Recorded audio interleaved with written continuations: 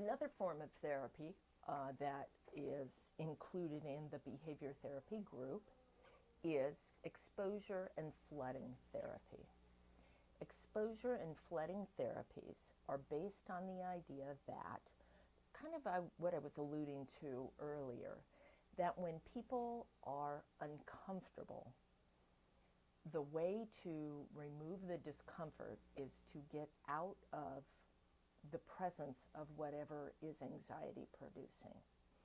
So the removal of anxiety for many behavior therapists is thought to be how it is that individuals become problemed in the first place.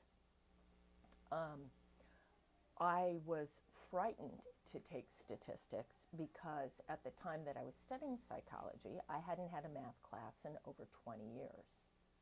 20 years? Yeah, 15.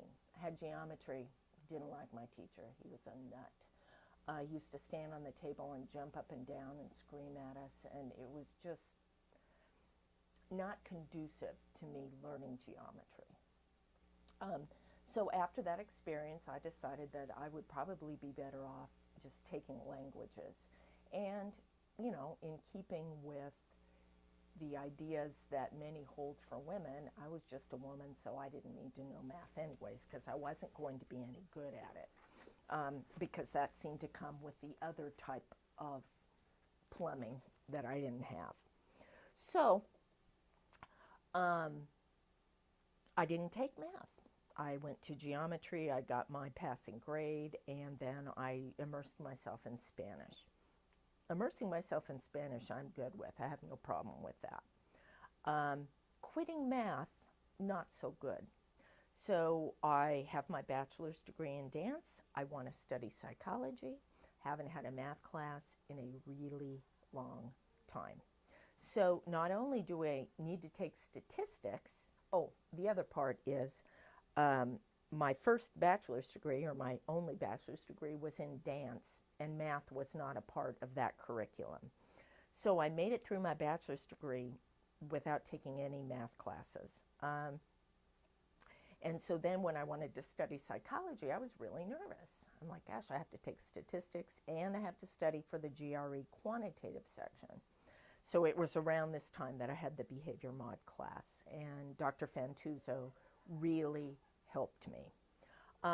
Basically, what he helped me learn, to a certain extent, is that when something is scary or anxiety provoking, although it's tempting to want to escape and procrastinate, it's not helpful.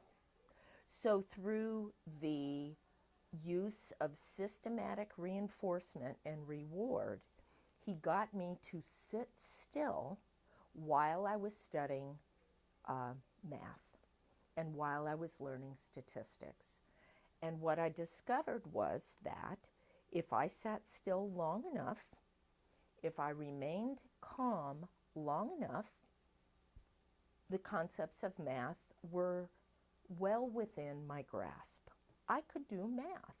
I just had to study it long enough to where I got it and it clicked.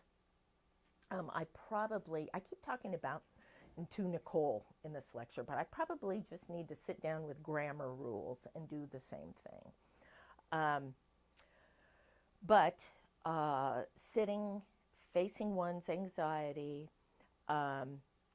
just staying with it is basically the principle of exposure therapy.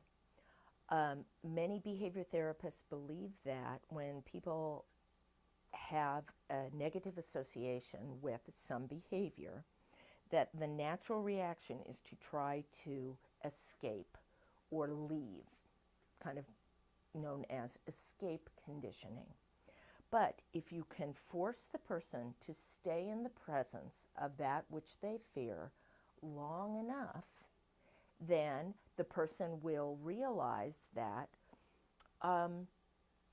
they have moments where they're in a great deal of anxiety, and then it kind of goes away, and then it comes back, and then it goes away.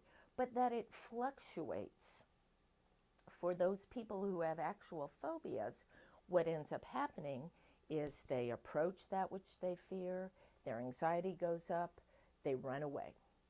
And so they never learn that if they stay in the presence of that which they fear, their anxiety will naturally go down.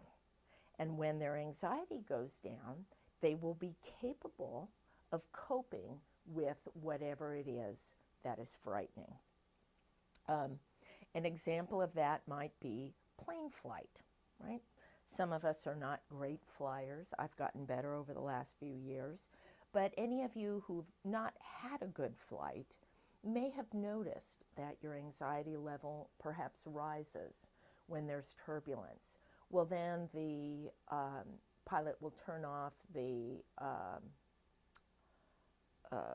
fasten seatbelt sign, right? That goes off. You start to feel a little relaxed. Same thing goes with many things that individuals fear. So according to exposure therapy, the idea is place people in the presence of that which they fear and don't allow escape. That's the whole principle of exposure therapy. Now, exposure therapy and flooding are very, very similar. And actually, flooding was an attempt to try to marry concepts from psychoanalysis and exposure. Today, flooding does not occur very often. However, it's important to know that that exists. Currently, the most common treatment for many, many types of anxiety-driven disorders is exposure therapy. There is another type of exposure therapy called exposure and response prevention.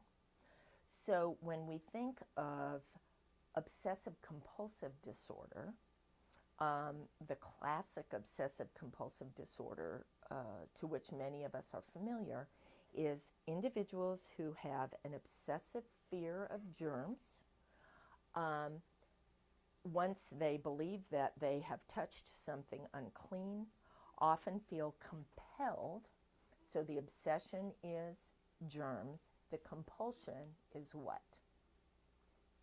Washing. Obsessive compulsive.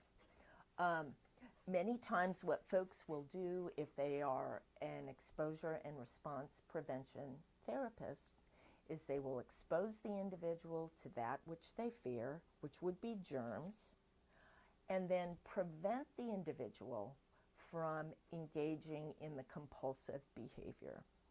Compulsive behavior would be hand washing or washing. It's interesting, too, to note that often people will have very catastrophic thoughts. You know, if I don't wash this off immediately, I'm going to die. I'm getting malaria. I'm getting this. I'm getting that. And because they wash their hands so rapidly, they never learn that actually they don't have malaria or HIV. That basically they start to believe that it is the hand washing that is helping them avoid the illnesses. So it becomes a self-perpetuating or vicious cycle. So you do need to be familiar with flooding, exposure therapy, exposure and response prevention.